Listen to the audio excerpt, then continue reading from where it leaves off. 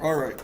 First things is that I normally record all my lectures out there, and I will be posting them up on YouTube.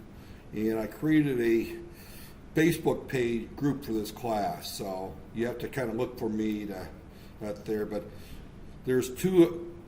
I have 2 pages on Facebook. One is for personal use and one is for school use. The one with the picture of my wife and I is the one that you want to ask out there. But if you look, there should be a Facebook page. I don't think I have internet in this room that's working that there, but there's nothing there yet. So the textbook that I'm going to be using and is this one here. This is the one called From Decto to Decto, or Decto and Decto. That there. It's C++ How to Program. I will see that you can get access to a copy of it. That there, an ebook form. It's a good book.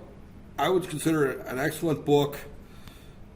Although I will say that his writing is not geared toward people with English as a second language. It's it's written at the college level for a U.S. college student, so it's kind of, you might find some of the, reading it not easy at times, but it's actually a fairly good book. The examples are good that there, and I'll be using it. That there. Last semester I didn't have any exams. I probably won't have exams. With only 4 students, there's no point in writing exams and running through the vetting system. I'll just do projects that there for the small group that there. So, right there. But this is the book, and I'll be using the slides from this book that there as my lecture notes. Right there. Right there. So, so basically,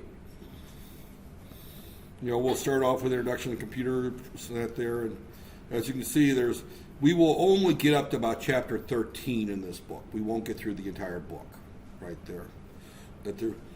Because somewhere around the 12th week, 11th week, I have to switch gears all the way and go to MATLAB, right there. So, but we will start with C++. Now, I taught C++ for the first time last semester. I normally have taught C. There are some big differences between the 2 languages. I'm still learning C++. I have never used it for a real job. When I say a real job, I'm talking about a job where somebody gives me a handful of ringgits in order to write a program and make it work. That's what I mean. I don't consider it a real job unless somebody's giving me money. There. Teaching a class and doing a project in a class or writing a program to see how this works isn't real work. It's only real work when I get money.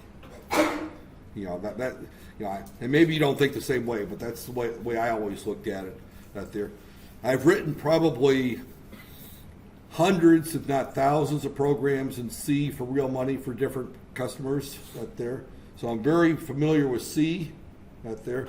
I'm not quite as familiar with C++, but it's the way things are going, so I guess I have to get familiar with it. There.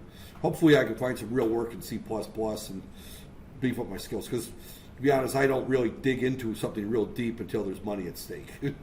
That's a terrible way of looking at it, but obviously you can say that I'm teaching this class, I'm getting paid to teach a class, so therefore there's money at stake. But really, when it comes to programming languages, when you got a customer screaming if it doesn't work right, there's a lot more motivation than getting embarrassed in front of a group of students out there. I've been embarrassed in front of a group of students, and I'll be embarrassed this semester with you guys. I'll do something stupid and out there. Only Malaysian students are much more kind than American students. American students will sit there and say, "Professor, are you nuts?" That there, you can't do it that way. That there. So Malaysian students are kind. Well, and there's also another difference between American students and Malaysian students when it comes to this type of course, is that the university I taught at back in the U.S. was a regional campus, which means that that most of the students were. Well, when I started, there was probably 75% of the students were part-time students who worked for industry full-time. So a lot of these people were doing programming, or they were doing electronic design, or they were working for companies that did electronic design full-time, but they didn't have a degree. They got hired out of the military, like I was at one point, that they're without a degree. and became a technician, and then worked their way up through various things, and they were a associate engineer or something like that, but they hadn't been in university yet. In order to move up to a full-fledged engineer, they had to get a college degree. So a lot of these people had a lot of real-life work experiences, and they were working 8 hours a day, sometimes 12 hours a day at companies like Raytheon and Magnavox and ITT Aerospace. I mean, they were doing some really good work. I mean, as far as engineering goes, and they're taking our classes just simply to get a degree so they could move up in their job. They really didn't want to learn that much at that point because they already knew more than half the faculty up there. So when I had a group of students like that and I did something foolish, trust me, there was always somebody to catch me on it. That there. And if you do see me making a mistake in a program, I'm going to ask a big favor, and that is don't be quiet. Tell me I'm doing something silly, because otherwise I will sit here and look at the screen and waste your time and my time. That there. So I don't get embarrassed. I don't get upset if someone corrects me. I've been teaching for about 32 years now. That there, I taught my first class when I was in my late 20s. That there, I turned 60 later this month. That there, I started tutoring in high school with elementary school kids. So I've been around students in the academic world for many, many years. And I do not get upset that there, and I don't ever teach a class that I don't learn something new. That there. That's one of the things you don't stop learning. That there. I don't know this subject as well as everybody does this subject.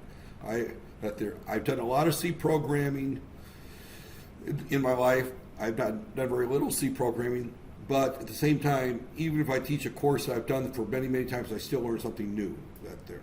So that's just the way it goes. That there. And the other thing is 90% of my C programming is embedded systems. That there. And before I get started here in too much detail, and what is this here? Oh, that's that Cisco thing. Close that there. Is that there's two types of programming that there, and I don't think today's introduction gets into it.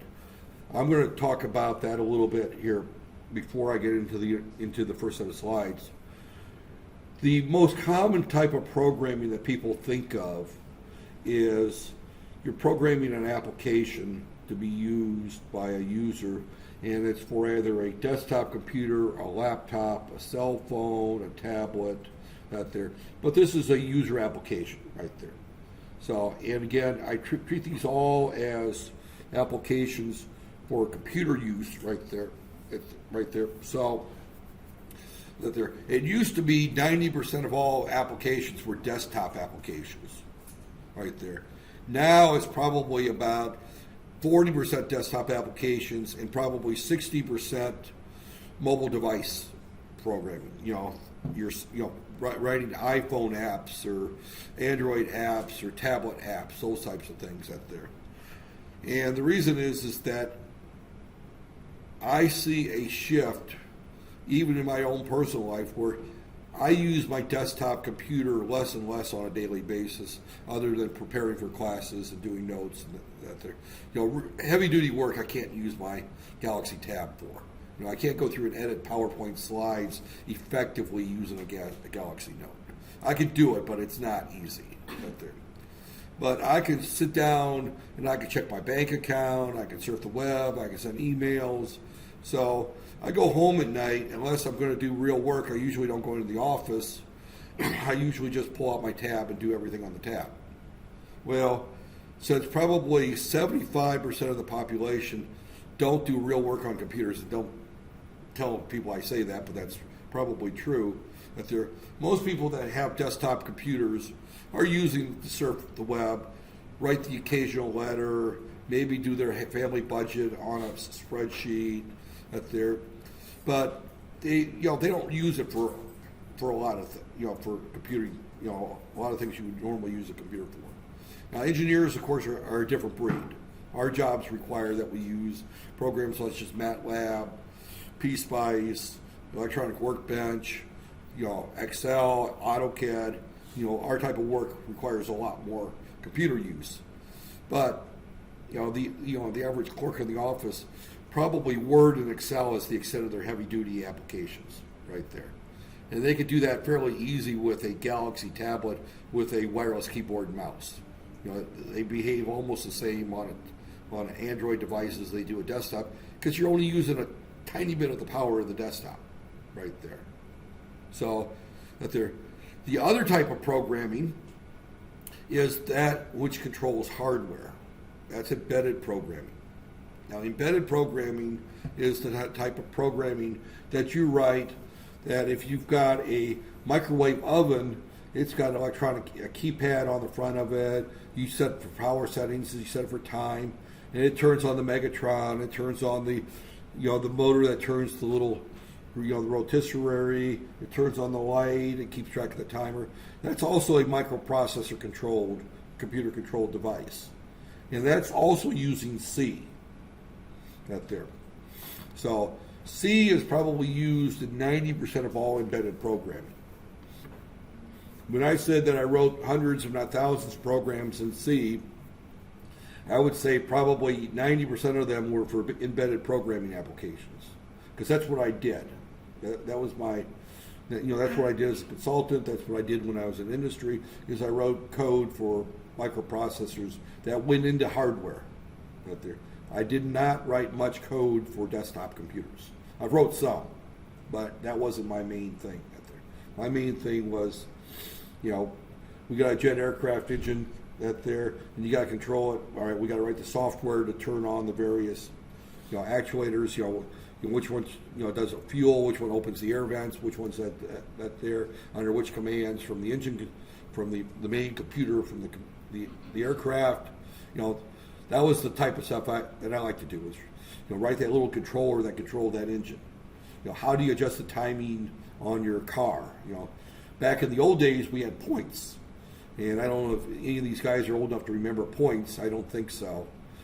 Points were a little cam that opened and closed and you turn the distributor to adjust how the timing of when the points fire the spark plugs there. Because the way an internal combustion engine works is you fill a cylinder full of gasoline vapor or petrol vapor, depending on whether in U.S. or Europe or Malaysia. I think you call it petrol here. We call it gasoline. But it's vapor that's blown into the cylinder, and then when the cylinder is all the way expanded, right, or compressed, you fire a spark, which then presses the cylinder back out, right there. And depending on when you fire the spark, will have a major impact on how well the engine runs. That's why I say you adjust the timing. Do you want to fire the spark when it's completely compressed?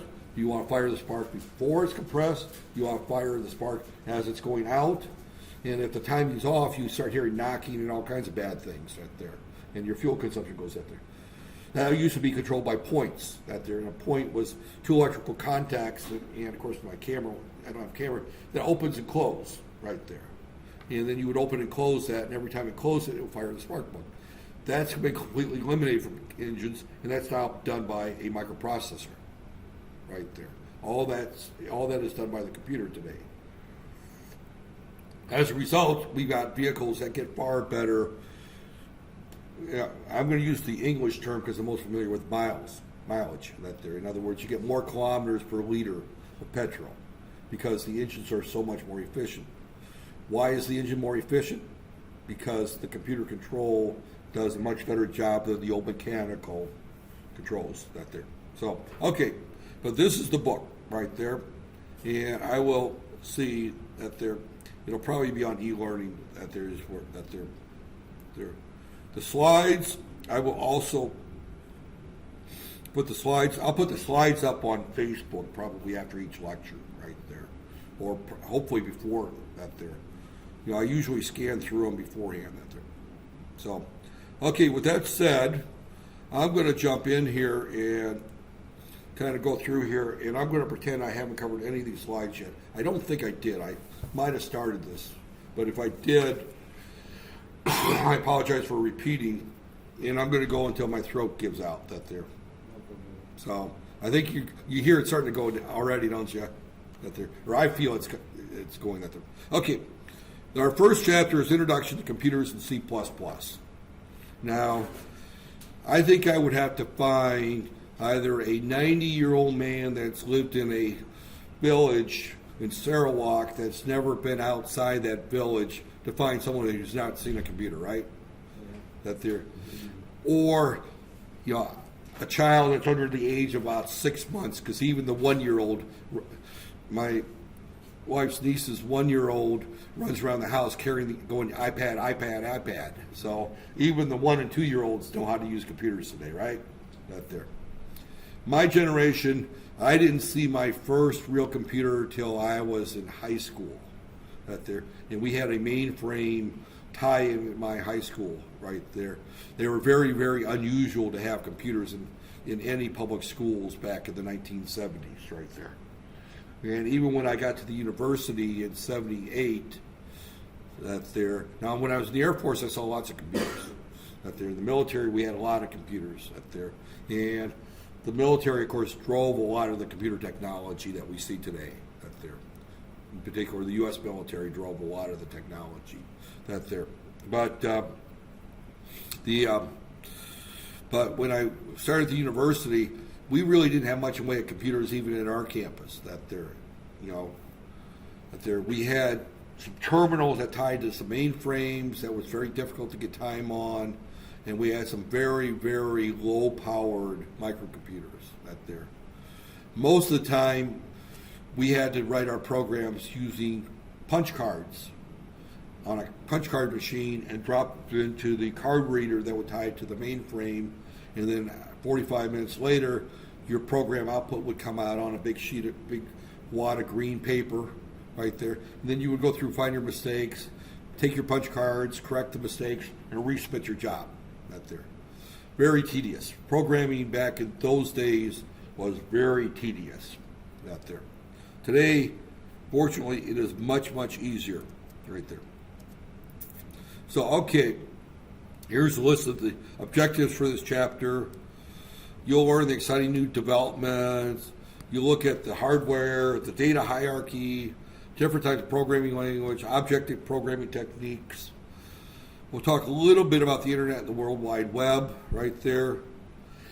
We are going to be using a different C++ environment than this book talks about. Right there. We'll be using something called DevC, which is a free version right there. You can download it right there. And then we're going to, at the end of this chapter, which will probably, I don't know, when do we meet the next time? Right there.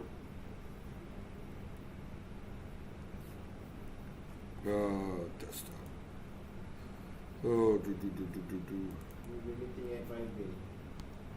We meet Friday morning, right? Yeah. Yeah, we meet Friday morning, okay, at 10 o'clock. All right. So Friday, hopefully we will have a chance to go through our first program right there. So we'll write our first program on Friday. Right there. So right there. Right there. So and then right there. And then some key recent software technologies. We may or may not get into that. And how computers can help you make a difference. I'm probably going to skip that a little bit right there. So, all right. So again, we look at, this is the sections in the textbook right there. If anybody's got a thumb drive, by the way, at the end of the class, just bring it up and I'll give you a copy of the book down right there. So along with the slides that I've got here, right there. I mean, there's no reason to keep it from you. There's only 4 of you. Just bring a thumb drive up and I'll, right there, or bring one on Friday and I'll get you that there. That's probably better than posting it someplace right there. So, okay, right there. This is the outline of the chapter right there. So, right there. So that's just a repeat right there. Okay. C++, a powerful programming language that's appropriate for technically oriented people with little or no experience or experienced programs. I personally would not use C++ as a first programming language. I don't agree with that decision. Engineering programs all around the world have said, we're only going to teach one programming class and it's going to be C or C++. my former campus, I hate to say it, we were more computer oriented than most campuses or most programs. We required 3 or 4 programming courses, but we were also a computer engineering / computer engineering, electrical and computer engineering program, and those are becoming more common in the U.S. The ECE and ECET programs that they're electrical and computer engineering technology, electrical and computer engineering that there. So as a result, we tended to concentrate a lot more on computer technology than a typical electrical engineering program, and that there. So we required more programming. My feeling is that will change here too. That there, and the reason I say it's going to change is that computer programming, especially the embedded programming, has become a much larger part of the electronics engineer's job, right there. Almost anything today that deals with electronics and even electrical power is computer controlled, which means that we have some programming involved out there. Typically, power engineers, which this program is dominated by, is power engineering types out there. I'm the oddball at the faculty out there. Everybody else is a power person. To me, anything above 5 volts is dangerous. I don't want to deal with anything above 5 volts right there. Most of the computers I deal with now are 3.3 volts right there, or 3.2 volts out there. So as a result,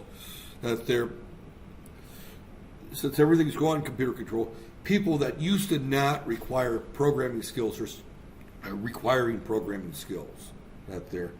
But we are stuck with learning C++ as our first language, and you'll see some of the downside of C++.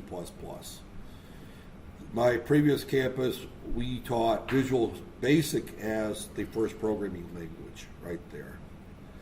And I can almost venture to say, as an electrical engineer, if you're going to write a computer program, for your company or for work, you are most likely going to write in Visual Basic than C++. You are most likely to use Visual Basic. And the reason is that Visual Basic is the quick and dirty way of writing programs right there. It's very quick that there. It's very easy to use. You draw the user interface, and I'll do a demo of Visual Basic later on. I'm not prepared today, but it's very easy to write a very simple program in Visual Basic right there. Very easy. Right there. To do the same program in C++ is a pain in the neck right there. C++ is appropriate for large applications. It's also appropriate for desktop applications or embedded applications where you don't have an operating system. But if you're writing something to run on Windows, Visual Basic's the way to go. If you want a very quick and dirty program to do some calculations, or MATLAB if it's a calculation program, but But C++ is what we've got there. C++, C is a high-level, low-level language. It allows us to do things at the microprocessor and the register level and the memory level and the inputs and outputs level. Plus, it allows us to do high-level things. It allows us to do everything. It's a very powerful program. With being very powerful, it means that it also has lots of ways to get into trouble. So when we write a computer program, we're going to write instructions commanding computers to perform tasks right there. Computers can't do anything unless you tell them what to do right there. They're dumber than your average 5-year-old right there. Right there. Because a 5-year-old will sometimes do things you don't tell them to do, and sometimes they can be quite creative. Computers are not creative. You have to tell them step by step on what to do right there. And if you want to look at the company that's probably best at doing what computer programmers need to do, is if you look at IKEA. And I know everybody who's been around KL knows who IKEA is, right? They're the Swedish company that makes all the cardboard-based furniture, right? A friend of mine always said that IKEA is Swedish for particle board, because most of their furniture is junk, but it looks nice out there and it's cheap out there. Well, in the U.S. they're considered cheap. I consider it cheap because it falls apart out there. I don't consider IKEA furniture very high quality furniture out there. Regardless, out there, hopefully IKEA doesn't sue me out there. In the U.S. I might get sued for that comment out there. But, well, I preface it with that I don't consider it out there. I didn't say it was junk. I said I think it's junk out there. My opinion, one thing when you say I think something, or in my opinion, you can't be wrong. Opinions are never wrong out there. Facts, stating facts can be wrong out there. So, but regardless, IKEA sells all their furniture with a 1-page or 2-page set of instructions on how to put it together, right? Yes. And these instructions are designed that anybody over the age of 10 can almost figure them out. And they do it without any languages. They just do it with pictures, right? Yeah. That there. Well, when you write computer programs, you have to be operating at that level. That there. You have to be able to write instructions that are so clear that this computer that's dumber than a 5-year-old that there can't make a mistake right there. So I look at it as baking a cake right there. You go through all the instructions on baking the cake, and we've got one young lady that there's probably baked cakes. You guys have never baked a cake out there. And you get all the way to the end where you say put the cake in the oven, and you forgot to tell the person to turn on the oven. Right there. Yeah, out there. And how many cake recipes or sets of instructions have you seen where a critical step is left out? Now, a person who's baked lots of cakes will be knowing that, hey, I got to turn the oven on and preheat it to a certain temperature, right? But somebody who's never baked a cake, they just follow the instructions. They left out the one instruction to preheat oven to 200 degrees Celsius or whatever. That instruction was left out. And they say, place cake in oven, bake for 45 minutes. At the end of 45 minutes, they open the oven, and the cake is still raw, right? It hasn't baked yet. Well, they forgot to turn the oven on. Because the oven, and that's what computers will do to you. You forget to tell a computer to turn the oven on, it won't turn the oven on, right there. You would think an experienced pastry chef or any housewife that's baked cakes before will know to turn on the oven before they put the cake in. We're talking about a piece of device that won't turn on the oven out there. So again, out there. So what we're going to be writing is called software. Software is the instructions out there. It controls the hardware. The hardware is what you physically can touch and see. You might hear the term firmware. You'll hear that term firmware. Where, right there. Firmware is basically software that has been burned into a chip and placed into the hardware. But you can change it. But it's software, but it's not on a floppy disk. It's on a thumb drive. It's something that is actually part of the system right there. Firmware is what most embedded systems are based on. When I write the software to control a washing machine, for example, out there, I've only done one washing machine project in my life. Out there is for Whirlpool, but out there, but when you write the software to control this washing machine, you don't give someone a floppy disk to put into it or a CD to run the. Out there, you expect it when they turn on the washing machine, that it looks like a washing machine, works like a washing machine. But there's a chip inside on that board that contains the software that controls the washing machine. And that's often called firmware. So you'll hear those three terms. Software, hardware, which have been defined very clearly, and firmware is somewhere in between. It's actually software, but we make it into hardware. Okay, object-oriented programming is a programming technique. It's been around a long time up there. That's where we create objects and we do things to it.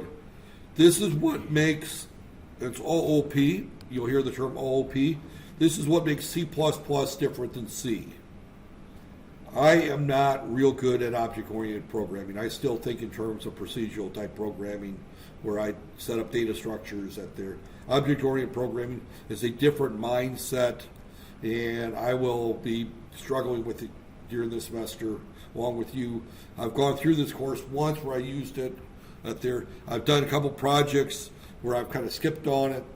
I've had a couple courses over the decades where it was introduced back in the early days of OOP. And of course, back then we all looked at it and said, that'll never catch on. It's too much overhead out there. I mean, this was 15 years ago when they first brought it out. Everyone kept saying, no, it's not, that's never going to fly. And out there, and I was one of those people that just kept ignoring it and saying, it's going to go away, it's going to go away. Well, unfortunately, it didn't go away. It came back. And I guess now I have to learn it right there. So, that there. Okay. C++, I'm just reading this here, is one of the most popular software development languages. It is not the most popular language. I've already mentioned before, the most popular programming language is probably Visual Basic, right there. That's probably the most popular programming language. And you'll find Visual Basic scripts for Excel spreadsheets. You'll find them for Access databases. You'll find Visual Basic used all over the place, right there. So, however, it is a popular programming language, right there. And the author was very careful to say it's one of today's most popular. He didn't come out and say it's the most popular, right there. So C++ version 11, don't ask me the difference between version 11 and version 10 or version 9. This is the current standard, the ISO standard out there today. C, a little background of C, and I almost took a job 35 years ago with Bell Labs where I would have been one of the early C programmers right there. That there. C was developed by a company in the United States called Bell Laboratories.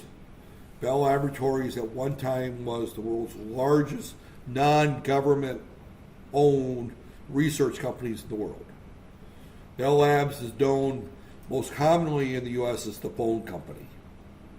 Now they've been broken up into smaller companies, and the old Bell Labs is still around. There's now called Western Digital, and there's little what they call baby bells around. The big Bell Labs or Bell Laboratories doesn't exist anymore. And the problem with it is like anything else in the U.S., if it gets too big and too powerful, the government shuts it down. Right there.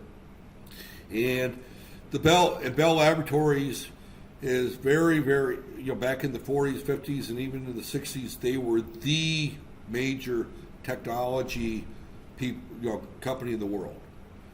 They invented the transistor. So if you want to talk about Bell Labs' influence in the world, they invented the device that changed electronics. The transistor was a Bell Laboratories invention. William Shockley worked for Bell Labs. They invented Unix, the Unix computer.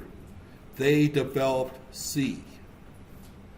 So when you look at C programming, it was something in Linux, which is a version of Unix, that all came straight out of Bell Laboratories, right there.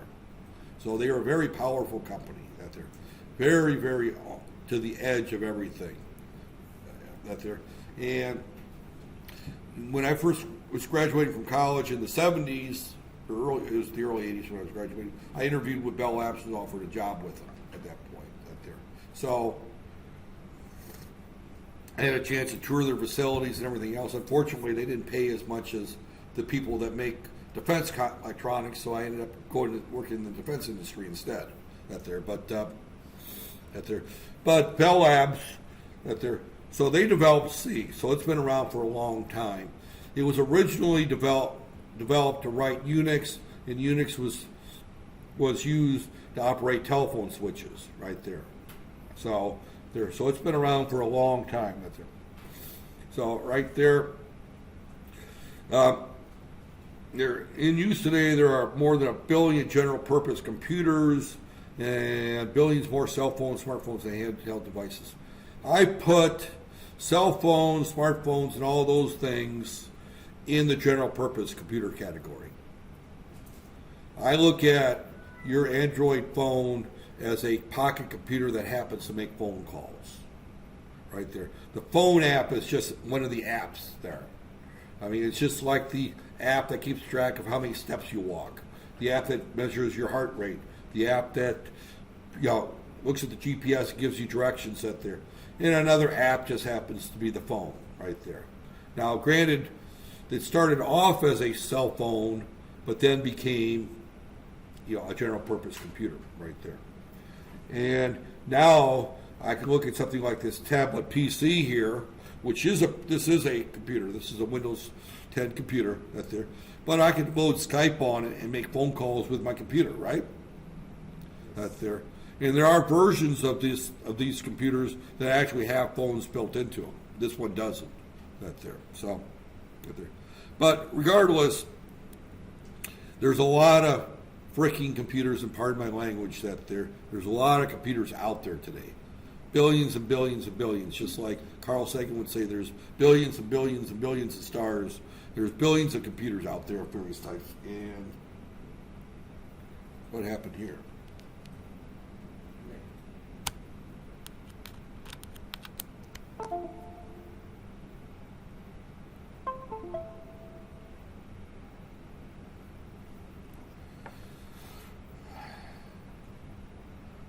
Okay.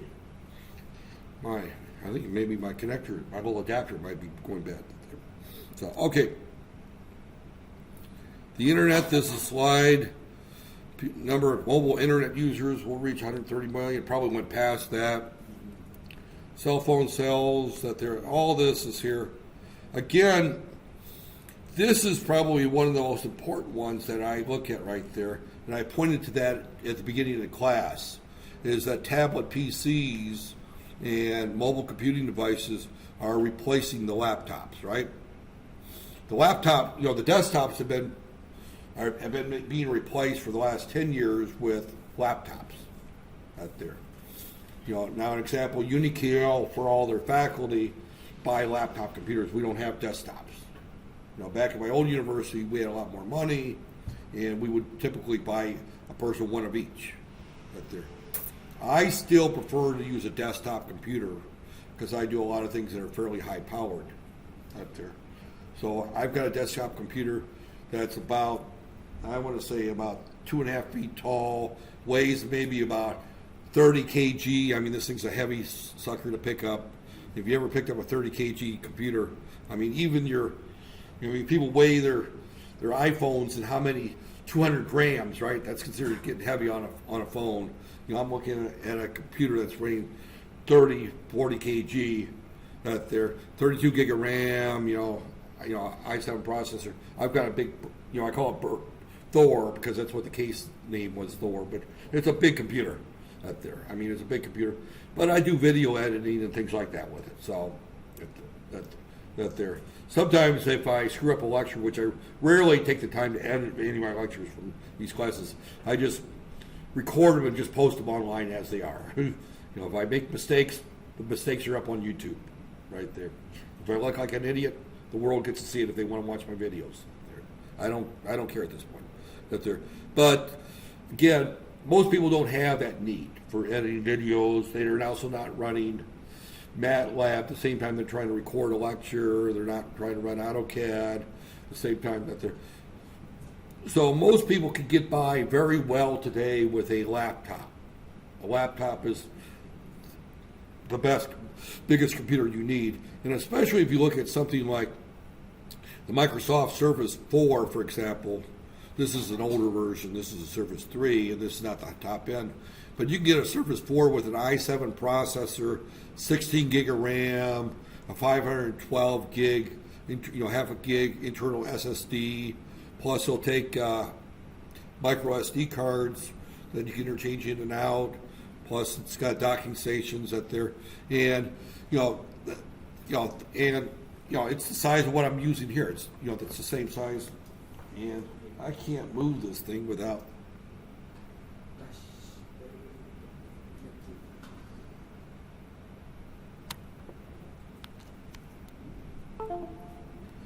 I got another one in the office. I think I'm going to buy a new one of these adapters. I think the connector on it's going bad.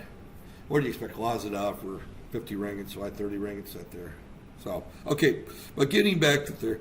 But more recently, the tablet the tablet has replaced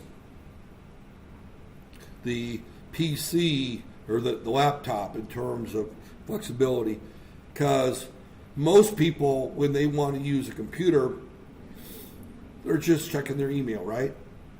They're checking their Facebook. I mean, Facebook, I think, in Facebook and WhatsApp, and what's the other one that everyone uses? Of course, Waze is a phone app, so that there.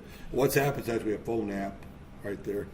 But most people that are using computers are not using them for a lot of real high-end technical stuff. But they're YouTubing, they're Facebooking, they're web surfing, they're reading newspapers on the web, they're on, various forums. They're using the internet more than anything else, right there. Matter of fact, there was a prediction, and I'm not sure if it won't come true. Has anybody ever heard of the Google Chromebook? Has anybody ever heard of that? The Chromebook? It's a very low end. It's bigger than a tablet PC, and it's smaller than a laptop, but it has no software in it. It's basically everything you run is an internet app, right there. So it's useless unless you're connected to the internet, though. So that's one of the reasons it hasn't caught on everywhere. But as we look around, more and more cities in many countries, Europe in particular, are being completely Wi-Fi right there. I think Slanghor has had a project. It's not very good so far, but they're working on it, where you can get, there's what they call smart Slanghor outside of Kiel. You can get internet access most places, or a number of places that they're, public free Wi-Fi that they're. So again, if that ever takes off, then maybe requiring a lot of memory on a laptop is not needed. I keep a lot of my stuff up on Google Drive, OneNote, or OneDrive. What's the other one? I got like 3 of them that they're, but the cloud storage right there. So, okay. Okay. Again, we're getting back here. And I'm about ready to wrap up here before too long here. Many of the most influential, and this looks like I've run through this slide recently, but I mentioned IBM used to be the tabulating company that there, International Business Machines. They used to make cash registers and mechanical calculators back in the 1920s. So they've been around for close to 100 years. Apple started in 1970, roughly, 1975, in that era there, with the original Apple computer. And it was formed by 2 friends, the Steves, Steve Wozniak and Steve Jobs. Wozniak was the smart one, and Jobs was the business person and the butthead of the group. He was kind of an asshole. If you talk to people that knew him, he was kind of a hard person to be around. Very, very much a perfectionist, very hard, very driven person. Worked 18 hours a day and expected his workers to also work 18 hours a day. But he was a great visionary. Steve Jobs created a market that didn't exist. The smartphone, as we see it today, was developed originally by a company up in Canada called BlackBerry. But it's strictly a business type phone. It did email, it did some small word processing, and it did phone calls but it didn't play games, didn't play music and all that. The iPhone made the smartphone attractive to everyday users. I mean, I'm an Android user. I like my Android phone. I have a Samsung Galaxy, one of the older don'ts, not a 7. I don't have the exploding phone right there. But regardless, but the Android would not exist today if it wasn't for Apple. Apple created that market right there. So that one I will give credit for Apple. Now, Windows that Apple said was stolen from them was actually developed by Xerox, and Apple stole it from Xerox right there. But again, Apple got its ideas from BlackBerry right there, and another company called Palm that made the Palm Pilot. The Palm Pilot wasn't a phone, but it was a personal data manager or assistant right there. I had a couple of the early Palms, and I loved them. They were really nice. I eventually replaced them with iPod Touches that there. And then my first smartphone was a Samsung. Hewlett-Packard started out making laboratory equipment. They actually started during the Depression in the U.S. in the 1930s. So again, they talk about these companies being around in the last few decades, but they've been around for a long time, right there. Dell is relatively new. Right there. Intel started in the 1970s by a couple of friends that worked for another chip manufacturer, and Intel is noted for the first microprocessor, right there. Motorola,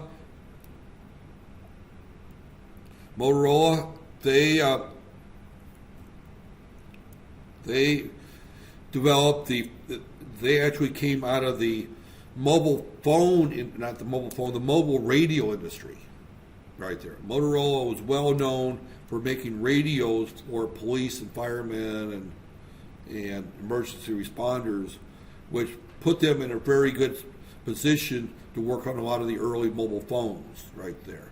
But they were an early radio. They weren't a computer group, but they also worked heavily, though, another branch of theirs worked heavily with Bell Labs, and they developed a 68,000 microprocessor. So they were actually, for a long time, Intel's biggest competitor in the microprocessor world, right there. But they've been around since the 1930s, making police radios. Cisco's relatively new. Microsoft, you probably heard the story of Microsoft. That's Bill Gates and company, right there. They've been around since the 70s, right there. He was a young programmer, computer geek, went to Harvard University, dropped out of school, probably the world's most successful college graduate or college dropout. Right there. He has many honorary degrees, and he's got quite a few honorary PhDs, but he himself never finished college. He dropped out of the university at the age of 19 to form Microsoft with his buddy Paul Allen, right there. Google, Amazon, Facebook, Twitter, Foursquare, those were all formed by college students, actually, in computer science, various computer science programs, mostly in the graduate schools out there. So these were all college out there. So we can see that there's a lot of out there. What this slide's trying to get across is that the computer industry is hiring a lot of people today. They're trying to motivate people to be programmers. Your electrical engineering students here at IQO, my job is not to motivate you to become a computer programmer, because if you did, you'd have to drop your electrical engineering program and sign up for something else. And I'm sorry, but my dean would probably get mad at me if I start convincing students to switch majors to computer science, right? Right there. And I hate computer science. That there.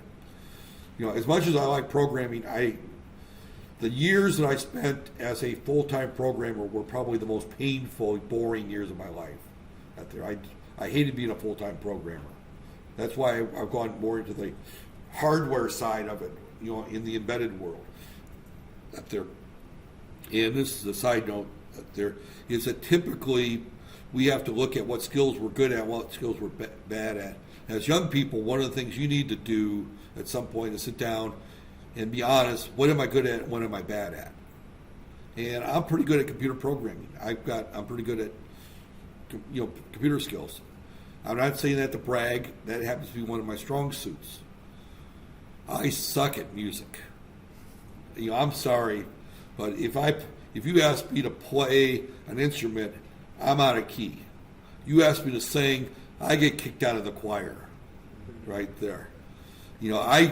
When I was in high school, I got kicked out of the choir, sent over to the marching band, and made to be played the quietest instruments that they could find for me, because they knew I was going to play it out of key. Because I had to be in some music class, so I ended up in marching band playing the clarinet. Not that I was any good at the clarinet, but the clarinet was a soft instrument. The trumpets and the tubas and the bass drums can drown out my out-of-tune clarinet. Out there. So I suck at music. Out there. I suck at languages. I don't speak Bahasa very well, and I don't judge That there, even my English skills, when it comes to writing, are much, much better today because lots and lots of practice and training. But when I was a young college student, I barely squeaked by with a C in freshman comp. That there, and that was my first language, my only language. That there. So, that there. So when we look at career choices, a lot of things you have to look at is what are you good at. I'm terrible at being a salesman. I hate selling stuff. Out there, I'm terrible at it. I've got a son. He can sell an Eskimo refrigerator. Out there, somebody that lives in northern Alaska where the temperature is minus 30 year round, he can convince that person they need to buy a freezer from him. That there, so that there. So again, that there. So when you look at these slides are trying to convince people to go into that there, you have to decide whether you're good at it. That there. So that there. And I think I am going to stop at this point just simply because, I actually talked longer than I thought I would. 50 minutes, about an hour. That's all I was good for yesterday, too.